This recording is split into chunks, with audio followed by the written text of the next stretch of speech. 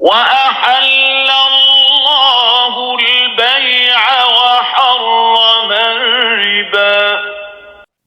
أعوذ بالله من الشيطان الرجيم. بسم الله الرحمن الرحيم. وصلي وسلم وبارك على سيدنا ومولانا محمد وعلى آله وصحبه والحمد لله رب العالمين.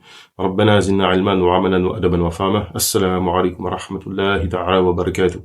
On va entamer une nouvelle série de vidéos qui vont résumer de manière très succincte différentes questions de droit au sujet du fiqh des bouillons, au sujet du droit des contrats en islam.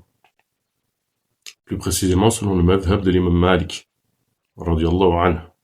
Avant tout, on se doit d'introduire une chose qui est essentielle, voire évidente, mais qui est malheureusement très peu exprimée de façon claire et nette auprès des musulmans, c'est que le chapitre des bouyours, c'est-à-dire le chapitre qui traite des contrats,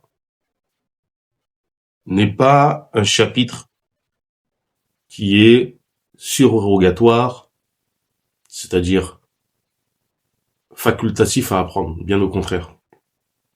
Lorsque l'on présente les obligations personnelles, individuelles en islam, bien souvent, très souvent même, on prend comme exemple le tawhid, la prière, le jeûne, etc.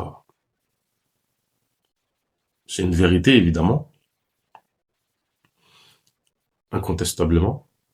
Cependant, il faut comprendre que les bouyours représentent une plus grande partie de la vie de l'individu que ces instants précis que sont la prière ou le jeûne, qui est obligatoire une fois dans l'année.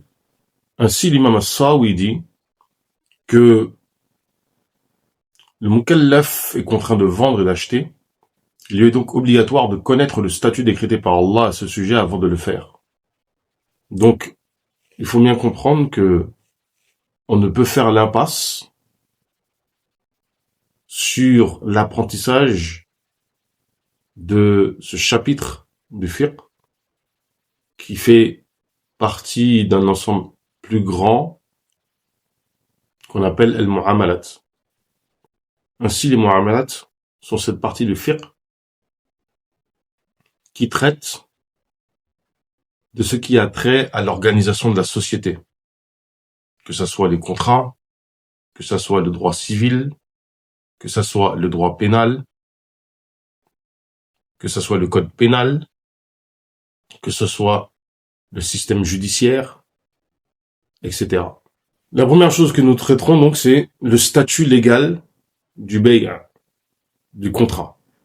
Le statut de base est l'ibaha, c'est-à-dire que il n'y a ni récompense, ni blâme à le faire. On va dire que c'est un statut d'indifférence. Cependant, premièrement, même en le fiqh, on le rappelle, sans même parler de tasawuf, en fonction de à quoi on rattache un acte d'imubah, un acte qui a le statut d'ibaha, c'est-à-dire d'indifférence, ni récompensé, ni blâmé, on peut en tirer une récompense. Exemple, j'ai fait un contrat de travail par le biais duquel je loue mes services. Ainsi, j'aurai un salaire, et avec ce salaire, je vais entretenir ma famille, ce qui est une obligation légale. Ainsi, je vais tirer une récompense du fait de travailler. Ou je vais dormir, ce qui est permis, pour avoir de la force pour me lever en fin de nuit pour faire un qiyam layl. Pareil, je vais tirer une récompense de ce sommeil. Certains ont dit justement, le sommeil du savant est une adoration.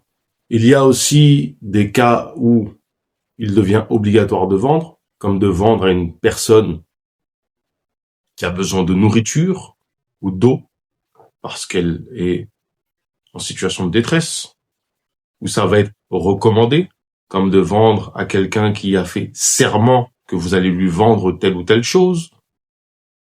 Ou ça va être makruh, détestable, comme de vendre un fauve, comme un chat, un chien, un ours ou un loup, à un individu qui veut le manger, qui veut le consommer. Ou vendre ce qui est illicite à la consommation, comme vendre du porc ou vendre de la viande d'un animal qui n'a pas été abattu correctement.